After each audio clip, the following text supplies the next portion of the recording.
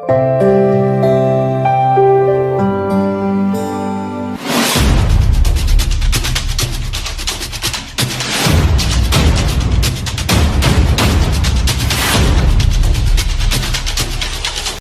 चित्रपटसृष्टी स्वप्नांची नगरी. देशाच्या कानाकोपऱ्यातून हजारो कलाकार इथे येतात, नाव कमावण्यासाठी, ओळख मिळवण्यासाठी, आपली कला सिद्ध करण्यासाठी. पण या स्वप्नांच्या मागे एक कटू वास्तवही आहे. अनेक नवोदित कलाकारांसोबत कामाच्या नावाखाली फसवणूक होते. खोटे कास्टिंग एजंट, बनावट प्रोजेक्ट्स, पैसे उकळण्याचे प्रकार, हे सगळं वर्षानुवर्ष सुरू आहे. याहूनही अधिक गंभीर बाब म्हणजे महिला कलाकारांबरोबर होणाऱ्या तडजोडींच्या मागण्या. ही केवळ चूक नाही तर गुन्हा आहे, आणि हे कुठेतरी थांबलंच पाहिजे. खऱ्या अर्थानं या चळवळीला पुढाकार घेतला तो अजित म्हमुनकर यांनी. ते आज दादासाहेब फाळके चित्रपट युनियनचे प्रेसिडेंट ऑफ इंडिया आहेत.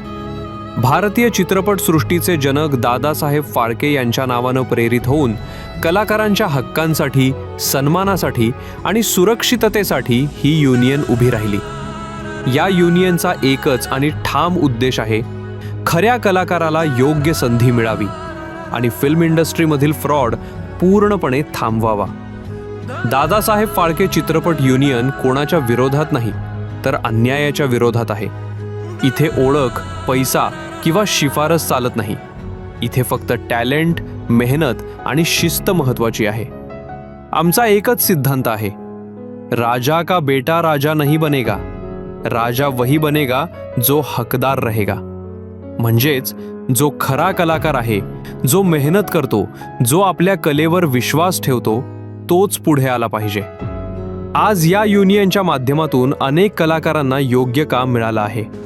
सर्वात महत्त्वाचं म्हणजे त्यांना सुरक्षित आणि सन्मानानं काम करण्याचं व्यासपीठ मिळालं आहे. महिला कलाकारांसाठी दादासाहेब फाळके चित्रपट युनियन शून्य तडजोडीची भूमिका घेते. कोणताही दबाव नाही, कोणतीही भीती नाही, फक्त कला आणि आत्मसन्मान. दादासाहेब फाळके चित्रपट युनियन ही फक्त संस्था नाही, ही एक चळवळ आहे. कलाकारांच्या हक्कांची, सन्मानाची आणि सुरक्षिततेची लढाई आहे.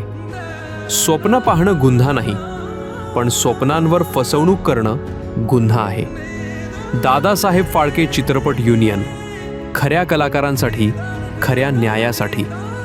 जय कलाकार, जय दादासाहेब फाळके चित्रपट युनियन.